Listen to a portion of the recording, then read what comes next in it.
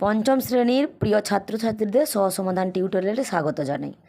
আজ আমি তোমাদের 2024 সালের রায় ও মার্টিন প্রশ্নবিচিত্রায় প্রথম 3টি স্কুলের সকল প্রশ্নগুলির উত্তর সমাধান করে দিচ্ছি।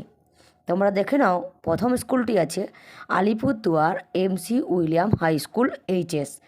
1 নম্বর দাগে দেখো, নিচের প্রশ্নগুলির উত্তর লেখো যে কোনো 4টি। প্রথম প্রশ্নটি আছে দেখো, দুটো বুনো হাঁস দলছুট হয়েছিল কেন? উত্তরটি হয়ে যাবে বুনো হাঁসটির ডানা জখম হওয়ায় সে দলছুট হয়ে পড়েছিল। পরের প্রশ্নের উত্তর তোমরা দেখে নাও, হাবুর শেষদার কটা ছাগল আছে?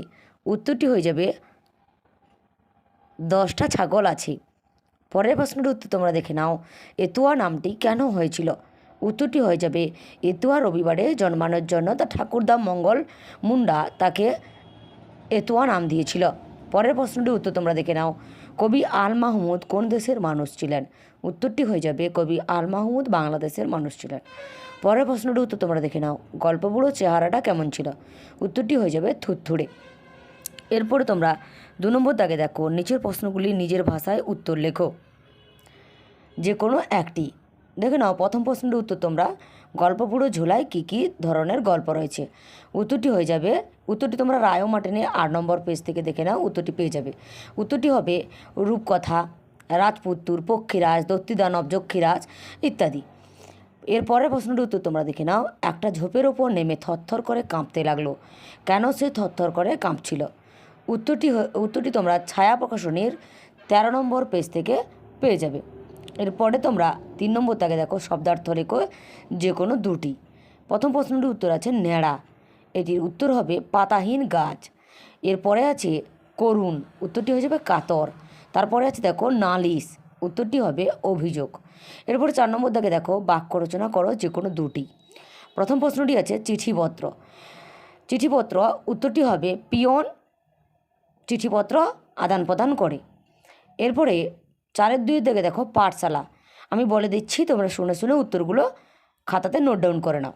পাঠশালা, পাঠশালা থেকে বাক্য রচনা করলে হবে আমরা প্রত্যহ গুরু মহাশয়ের পাঠশালাতে পড়তে যাই। এরপরে দেখো ভগবান, আমরা বিপদে পড়লে ভগবানকে স্মরণ করি। এরপরে 5 নম্বর দাগে দেখো, সন্ধি বিচ্ছেদ করো যে কোনো 2টি। প্রথম প্রশ্নটি আছে দেখো আচ্ছন্ন, সন্ধি বিচ্ছেদ করলে হবে আ যোগ ছন্ন। পরের প্রশ্নটি উত্তর দেখো উড্ডিন, উত্তরটি হয়ে যাবে উত হস্যৌ দ হসন্ত, উত যোগ ডয় দীর্ঘিকার মূর্ধন্য উড্ডিন। এর পরের প্রশ্নটি উত্তর তোমরা দেখে নাও, বিপজ্জনক, উত্তরটি হবে বিপদ যোগ জনক, বয়স্যই পদ, বিপদ যোগ জনক, বর্গে জ দন্তন ক জনক। এরপরে তোমরা 2 নম্বর স্কুলটি দেখো, বালুরঘাট গার্লস হাই স্কুল। প্রথমের দাগে আছে ঠিক উত্তরটি বেছে নিয়ে লেখো যে কোনো 2টি। প্রথম প্রশ্নের উত্তর তোমরা দেখে নাও, বুনো হাঁসটার জখম হয়েছিল, উত্তরটি হয়ে যাবে ডানায়। পরের প্রশ্নের উত্তর তোমরা দেখে নাও, দারোগাবাবুর পরামর্শ শুনে হাবু হয়েছিল, উত্তরটি হয়ে যাবে কাবু। পরের প্রশ্নের উত্তর তোমরা দেখে নাও, দরবার শব্দটির অর্থ কী? উত্তরটি হয়ে যাবে সভা। এর পরের প্রশ্নটির উত্তর তোমরা দেখে নাও, এতুয়া মুন্ডা কাহিনী গল্পে হাতিঘর গ্রামটির পূর্ব নাম কী ছিল? উত্তরটি হয়ে যাবে শালগড়িয়া। পরের প্রশ্নের উত্তর তোমরা দেখে নাও, গল্পবুড়ো কবিতায় কেশবতী নন্দিনী কোথায় বন্দি ছিল? উত্তরটি হয়ে যাবে গল্পবুড়ো থলেতে। পরের প্রশ্নের উত্তর তোমরা দেখে নাও, বুনো হাঁস গল্পে জোয়ানদের তাঁবুতে বুনো হাঁসেরা কী খেত? উত্তরটি হয়ে যাবে টিনের মাছ, তরকারি, ভুট্টা, ভাত, ফলের কুচি ইত্যাদি তারা খেত। পরের প্রশ্নের উত্তর তোমরা দেখে নাও, ছেলেবেলা গল্পে লেখক কখন লুকিয়ে ছাদে উঠতেন? উত্তরটি হয়ে যাবে দুপুরবেলা। পরের প্রশ্নের উত্তর তোমরা দেখে নাও, বিমলার অভিমান কবিতায় ছাগলে কোন গাছ মুড়িয়ে খেয়েছিল? উত্তরটি হয়ে যাবে নটে গাছ।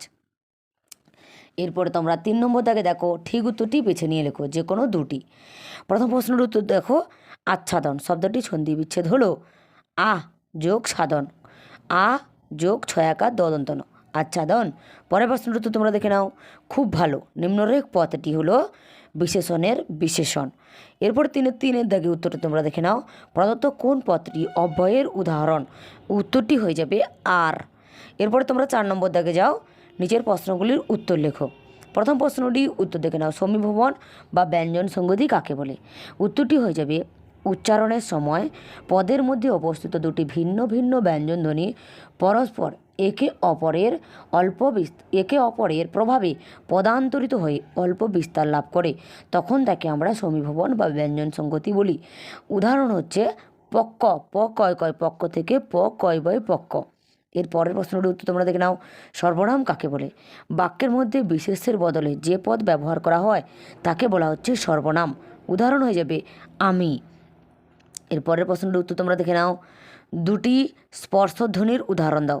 উত্তরটি হয়ে যাবে ক ও খ। আচ্ছা, 3 নম্বর স্কুলটি সমাধান করার আগে তোমরা যারা আমার এই চ্যানেলটি সাবস্ক্রাইব করোনি তারা সাবস্ক্রাইব করে পাশে থাকা বেল আইকনটি প্রেস করে অল নোটিফিকেশানটি অন করে রাখো, যাতে পরবর্তী ভিডিওগুলি পেতে সুবিধা হয়। আর যারা অন্যান্য বিষয়ের সমাধানগুলি এখনও পর্যন্ত দেখোনি তারা প্লে লিস্টে গিয়ে সেই ভিডিওগুলি দেখে নাও। Bankura Mission Girls High school HS. এক দাগে দেখো, সঠিক উত্তরটি বেছে নিয়ে লেখো, যে কোনো 4টি। প্রথম প্রশ্নটির উত্তর তোমরা দেখে নাও, মিনার বলতে বোঝানো হয়। উত্তরটি হয়ে যাবে সৌধ। পরের প্রশ্নটির উত্তর দেখে নাও, পিলপে গাড়ি হলো। উত্তরটি হয়ে যাবে হাতিতে টানা। পরের প্রশ্নটির উত্তর তোমরা দেখে নাও, যার যত ফরমাস সপ্তমী করো। ফরমাস মেনে কাজ করেছে কে? উত্তরটি হয়ে যাবে বিমলা।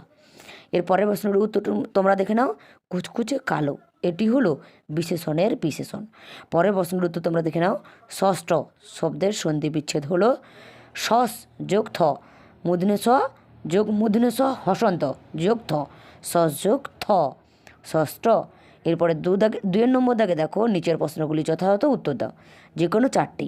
প্রথম প্রশ্নটির উত্তর তোমরা দেখে নাও, গল্পবুড়ো কবিতায় গল্পবুড়ো শত্রু বলেছে কাকে? উত্তরটি হয়ে যাবে, যারা গল্পবুড়োর ডাকে আসবে না তারাই গল্পবুড়ো শত্রু হয়ে যাবে। পরের প্রশ্নের উত্তর তোমরা দেখে নাও, জোয়ানদের ঘাঁটি কোথায় ছিল? উত্তরটি হয়ে যাবে, লাডাখের একটি নির্জন জায়গাতে জোয়ানদের ঘাঁটি ছিল। এর পরের প্রশ্নের উত্তর তোমরা দেখে নাও, ডুলং নদীর আদিবাসী নাম কী ছিল? উত্তরটি হয়ে যাবে দরঙ্গাড়া।